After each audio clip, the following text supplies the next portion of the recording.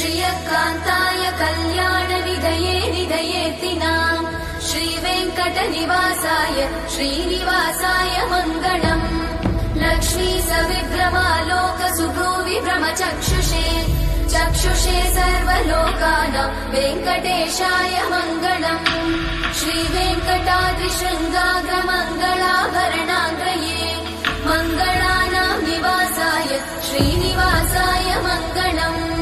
सर्वावयव सौन्दर्य सम्पदा सर्वचेतसाम् सदा सम्मोहनायास्तु वेङ्कटेशाय मङ्गलम् नित्याय निरवध्याय सत्यानन्दचिदात्मने सर्वान्तरात्मने श्रीमद् वेङ्कटेशाय मङ्गलम् स्वतः सर्वविदे सर्वशक्तये सर्वशेषिने सुलभाय सुशीलाय वेङ्कटेशाय मङ्गलम्।